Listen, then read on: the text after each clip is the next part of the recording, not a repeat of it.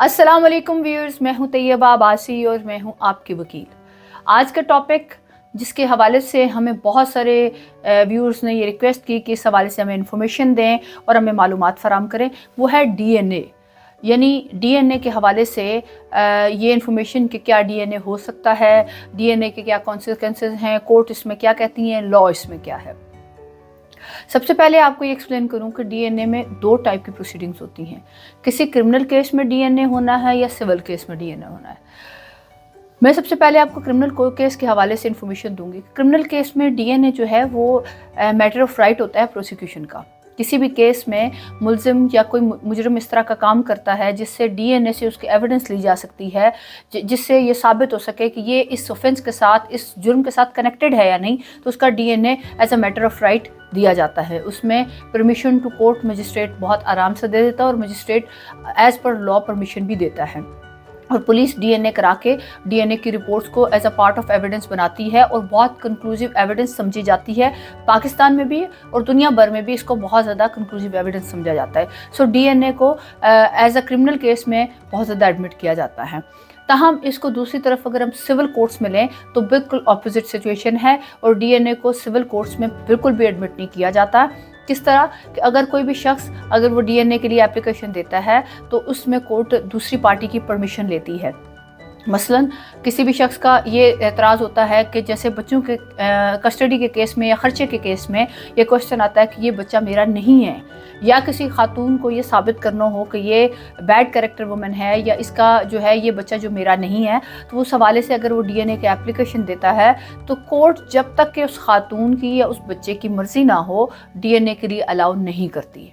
उसकी वजह सिर्फ ये होती है कि हमारे यहाँ सोसाइटी में ये एक बहुत बड़ा स्टिग्मा होता है कि अगर वो डीएनए में उसका बच्चा साबित हो गया फिर तो ठीक है, लेकिन अगर डीएनए में वो बच्चा उस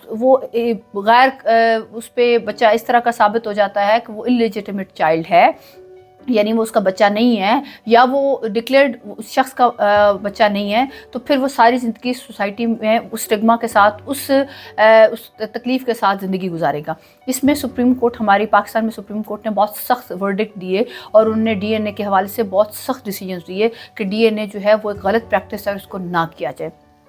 इसके अलावा दूसरी किस जगह पे डीएनए अप्लाई किया जाता है, हमारे यहाँ एक रुझान है कि लेपालक बच्चों को बहुत ज़्यादा लिया जाता है और बच्चे अडॉप्ट किए जाते हैं और बच्चे पाले जाते हैं।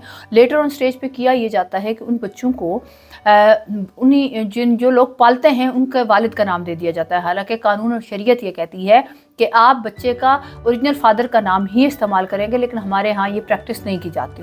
लेटर ऑन स्टेज पे किसी हवाले से जब वो बाप जिसने बच्चा अडॉप्ट किया हुआ होता है वो एप्लीकेशन दे देता है कोर्ट में कि ये बच्चा तो मैंने अडॉप्ट किया था और इस बच्चे को जो है वो अब मेरी प्रॉपर्टी है, इसमें मैं हिस्सा नहीं देना चाहता, लिहाजा इसको ख़त्म किया जाए।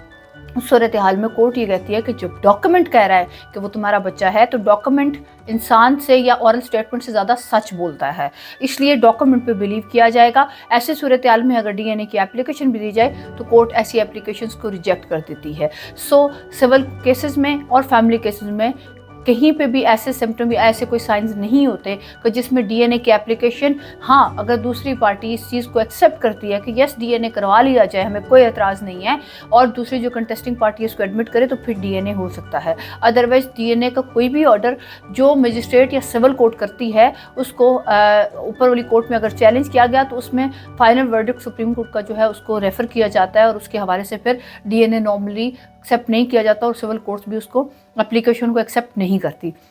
उम्मीद है कि मेरे डीएनए के हवाले से आपका जो क्वेश्चन थे, इस हवाले से जो मेरी इन्फॉर्मेशन मैंने आपके साथ शेयर की, आपके लिए खासी हेल्पफुल हुई होगी। हमारे चैनल लीगल हेल्प को सब्सक्राइब करना ना भूलें और इस इन्फॉर्मेशन को आगे ज़्यादा से ज़्यादा लोगों तक पहुँचाएँ। Thank you so much.